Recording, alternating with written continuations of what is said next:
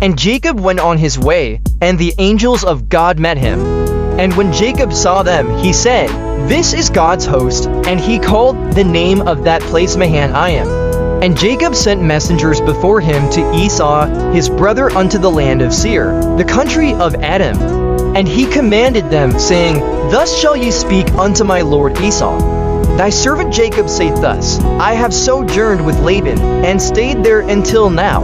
And I have oxen and asses, flocks and men servants and women servants. And I have sent to tell my lord, that I may find grace in thy sight." And the messengers returned to Jacob, saying, "We came to thy brother Esau, and also he cometh to meet thee, and 400 men with him." Then Jacob was greatly afraid and distressed, and he divided the people that was with him and the flocks and herds and the camels into 2 bands, and said, "If Esau come to the one company and smite it, then the other company which is left shall escape." And Jacob said, "O God of my father Abraham, and God of my father Isaac, the Lord which saidst unto me, Return unto thy country, and to thy kindred, and I will deal well with thee. I am not worthy of the least of all the mercies, and of all the truth, which thou hast shewed unto thy servant. For with my staff I passed over this Jordan, and now I am become to bands. Deliver me, I pray thee, from the hand of my brother, from the hand of Esau. For I fear him, lest he will come and smite me, and the mother with the children. And thou saidst, I will surely do thee good, and make thy seed as the sand of the sea, which cannot be numbered for multitude.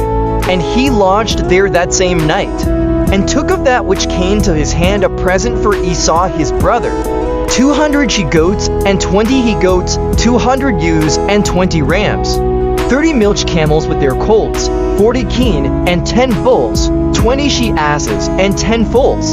And he delivered them into the hand of his servants, every drove by themselves. And said unto his servants, Pass over before me, and put a space betwixt drove and drove. And he commanded the foremost, saying, When Esau my brother meeteth thee, and asketh thee, saying, Whose art thou? And whither goest thou, and whose are these before thee? Then thou shalt say, They be thy servant Jacob's. It is a present sent unto my lord Esau, and behold, also he is behind us. And so commanded he the second, and the third, and all that followed the droves, saying, On this manner shall ye speak unto Esau, when ye find him. And say ye moreover, Behold, thy servant Jacob is behind us. For he said, I will appease him with the present that goeth before me, and afterward I will see his face. Peradventure he will accept of me. So went the present over before him, and himself lodged that night in the company. And he rose up that night, and took his 2 wives, and his 2 women servants, and his 11 sons, and passed over the ford Jabbok.